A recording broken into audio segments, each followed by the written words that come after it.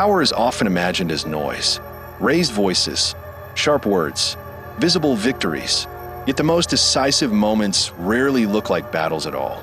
They unfold quietly, inside the mind, beneath the surface, where no one is watching. There are people who never rush to defend themselves. They do not correct every misunderstanding. They do not fight every provocation. And somehow, without force or confrontation, the balance always tilts in their favor. This is not because they are passive. It is because they understand something deeper about human nature. That most conflicts are not won by strength, but by timing, perception, and restraint. This story explores the psychology behind controlling the game without fighting, not as a tactic to dominate others, but as a mirror into how power, ego, fear, and silence quietly shape human behavior. There is a moment when conflict stops feeling dramatic and starts feeling heavy, not because it has grown louder, but because it has grown familiar. It arrives as a quiet tiredness, the kind that follows too many explanations, too many justifications, too many moments spent proving intentions that were never meant to be questioned. At first, reaction feels natural, almost necessary. When misunderstood, the mind rushes to clarify. When accused, the body tightens, preparing a defense. When challenged, words rise instinctively, as if silence might erase one's worth. This is not a weakness. It is conditioning. Human beings are taught early that engagement equals strength. That response shows intelligence, that defending oneself preserves dignity. So the cycle continues, reaction after reaction, until something subtle begins to shift. The realization does not arrive as a strategy. It arrives as a feeling, a sense that responding no longer brings relief. That explanation does not restore balance. That each defense seems to feed the very tension it was meant to end. Slowly, an uncomfortable question forms. Why does engagement sometimes give others more control, not less? This is where recognition begins. It becomes noticeable that attention is a kind of fuel, emotion, a form of currency. And those who provoke often thrive not on truth, but on response. In rare moments, silence appears, not as avoidance, but as absence of fuel. A provocation meets no resistance. An accusation finds no echo. And without opposition, its force weakens. Silence, once feared, reveals something unexpected. It exposes motives. It reveals imbalance. It shows who needs the conflict more. This is not surrender. It is awareness. The understanding that power is not always visible, that control is not always loud, and that some games are won not by playing harder, but by recognizing when participation itself is the loss. This quiet recognition is the beginning. Nothing outward changes yet, but inwardly something shifts. A pause forms, and within that pause, a different kind of strength begins to take shape. Conflict rarely begins in the moment voices rise. It begins much earlier, in places that are quiet and unexamined. At its core, conflict is often born from fear. Fear of being diminished, fear of losing control, fear of being seen as powerless, irrelevant, or replaceable. These fears do not appear suddenly. They are shaped over time, through early experiences, social conditioning, and subtle lessons absorbed without awareness. A child learns that attention follows reaction, that resistance earns visibility, that being ignored feels like erasure. Slowly, ego forms as a protective structure, not arrogance, but armor, a psychological boundary built to guard identity and worth. When this ego feels threatened, the body responds before thought. Defensiveness rises. Words sharpen. The need to correct, dominate, or justify takes over. In these moments, conflict feels personal because it is personal. It touches something fragile beneath the surface. A belief that being challenged means being diminished. That silence means losing ground. Yet most conflicts are not about the present moment at all. They are echoes of older struggles. Moments when power was taken, voice was ignored, or security felt uncertain. This is why confrontation often feels disproportionate, why small disagreements ignite strong reactions, why the urge to win overwhelms the desire to understand. From a psychological perspective, conflict becomes a stage where unresolved fears perform. Each side seeks validation, not resolution.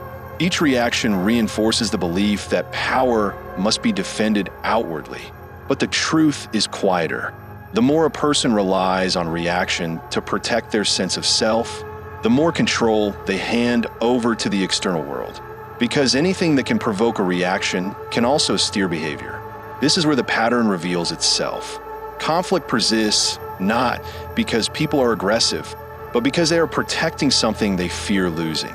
Understanding this does not end conflict immediately, but it changes how it is seen, not as a battle to be won, but as a signal, pointing to where power has been mistakenly placed outside the self. And with that understanding, the foundation for a different response begins to form. Control is often misunderstood as dominance, as the ability to overpower, persuade, or outmaneuver another person. But psychologically, control operates on a quieter level, through attention, emotion, and timing. The human nervous system is highly responsive to cues, tone of voice, facial expression, reaction speed. These signals communicate far more than words ever could. When someone reacts emotionally, the body reveals investment. Energy is released. Focus narrows. And in that moment, control subtly shifts outward. Psychology shows that attention is not neutral. Whatever receives it gains influence. This is why provocation works. It captures focus and pulls the mind into someone else's frame. Calm, by contrast, interrupts this exchange. A regulated nervous system does not escalate easily. It does not mirror agitation. It does not offer emotional feedback for others to push against. Without reaction, the psychological loop breaks. Aggression loses direction when it finds no resistance. Manipulation weakens when it finds no emotional reward. The mind searching for leverage encounters stillness instead. This stillness creates imbalance. Humans instinctively seek symmetry in interaction. Raised voices invite raised voices. Defensiveness invites counter-defense. But when calm meets intensity, the pattern fractures. The person who remains composed retains access to perspective. Their thinking stays wide. Their perception remains intact. Meanwhile, the reactive mind contracts. It becomes predictable. It reveals priorities, insecurities, and intentions through behavior. This is not about suppressing emotion. It is about where emotion is expressed. Control arises when emotional energy is not handed outward impulsively, when reaction is delayed long enough for awareness to return, when silence is chosen, not forced. Psychologically, the one who reacts least often sees the most. They're not absorbed by the moment. They observe it. And in that observation, power takes shape, not as force, but as clarity. Control, in this sense, is not something taken from others. It is something preserved within. And once preserved, it quietly reshapes every interaction that follows. Knowing that silence holds power does not make it easy to choose. The body still reacts. The mind still urges explanation. Old instincts do not dissolve simply because they are understood. Inside, there is tension. A voice insists that staying quiet looks like weakness, that not responding allows misunderstanding to harden, that dignity requires defense. This resistance is deeply human, because for many, being seen has always depended on being expressive. Being respected has felt tied to being understood. And being safe has seemed connected to staying engaged. Silence threatens these beliefs. It creates space where identity feels unprotected, where the narrative is no longer controlled, where judgment might exist without correction. This is where the struggle lives, not in the external conflict, but internally, between the urge to react and the awareness of what reaction costs. Emotion seeks release. Ego seeks reassurance. And restraint feels like withholding something essential. Yet this discomfort reveals something important. If silence feels unbearable, it is often because worth has been placed in response. If non-engagement feels dangerous, it is because control has been outsourced to perception. The mind resists stillness because stillness removes familiar tools. No arguments, no justifications, no immediate validation. What remains is presence.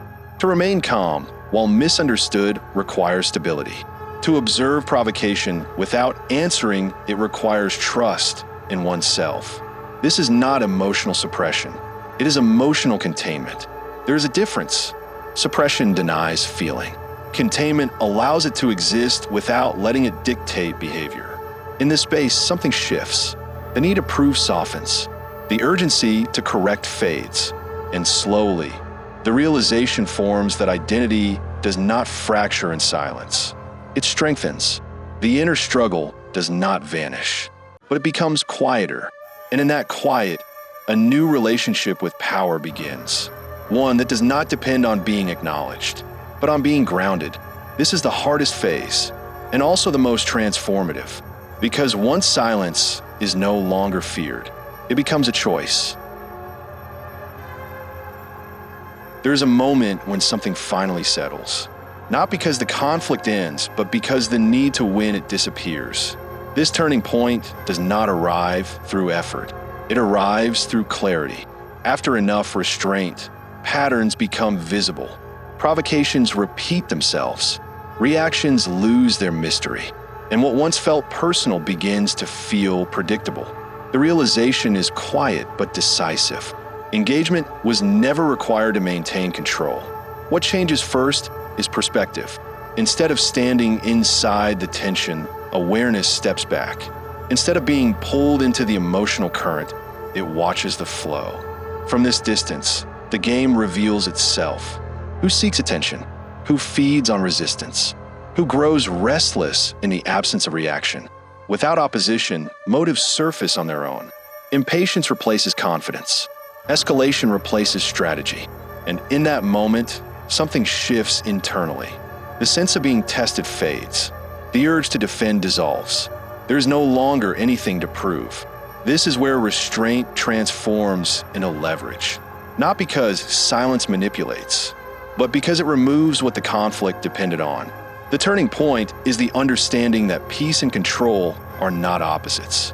That calm does not mean disengagement from reality, but engagement on different terms. Power stops being something negotiated externally. It becomes internal, rooted in emotional steadiness rather than outcome. This realization is liberating. It frees attention. It restores choice. It ends the reflex to react. From here on, responses are no longer automatic. They are deliberate, timed, minimal, and because they are rare, they carry weight. The game has not been won loudly. No victory is announced. No opponent is defeated. Yet control has quietly returned to its original place, within. And from that point forward, conflict no longer dictates behavior. It simply reveals itself. That is the turning point.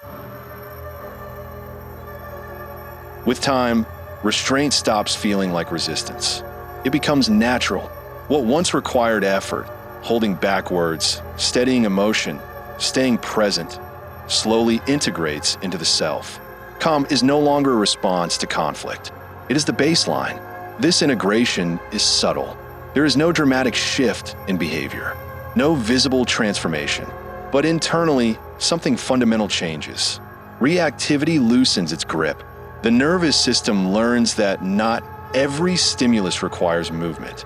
That silence does not lead to loss. That dignity is not dependent on explanation.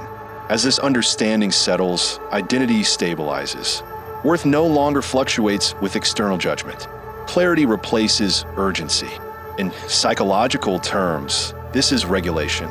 The ability to experience emotion without being consumed by it. To notice tension without needing to discharge it outwardly. With regulation comes freedom. Choices expand. Timing becomes intentional. Words are used sparingly, and therefore matter more. This is where control fully integrates. Not as a technique, but as alignment. Behavior matches values. Response matches awareness. There is also compassion here, for the self that once reacted out of fear, for others who still do. Understanding replaces judgment. Observation replaces conflict. The world does not change. People still provoke. Misunderstandings still arise, but they no longer penetrate the same way. The internal center holds. This is healing, not the erasure of emotion, but the return of balance. Not detachment, but grounded presence. Power, once sought through engagement, now exists without effort. It does not need to be proven. It does not need to be defended. It simply is. And in this integrated state, control no longer feels like control at all. It feels like peace, quiet, stable, and self-contained. The game has not disappeared, but no longer owns the mind. And that is the deepest form of resolution. In the end, nothing about power looks the way it once did. There is no final confrontation, no moment of triumph, no visible proof that anything was won. What remains is quiet, not the absence of sound, but the absence of urgency, the absence of a need to respond, the absence of the fear that once followed misunderstanding. Time slows here. Reactions no longer rush forward. Silence is no longer filled with anxiety. It becomes spacious, open enough to hold perspective. This quiet reveals something simple. Most conflicts were never about truth. They were about attention, about emotion, about control disguised as engagement. And when attention is withdrawn, when emotion is contained, when engagement is chosen carefully, the conflict loses its shape. The mind returns to itself. There is clarity in no longer being pulled outward by every provocation. Strength in allowing others to reveal themselves without interruption. Freedom in not needing to be seen correctly by everyone. This is not indifference. It is discernment. The ability to recognize which moments deserve presence and which moments dissolve when left alone. Silence, once mistaken for weakness, becomes a form of language. It communicates stability. It communicates self-trust. It communicates boundaries without explanation. And those who understand this do not appear powerful. They appear calm.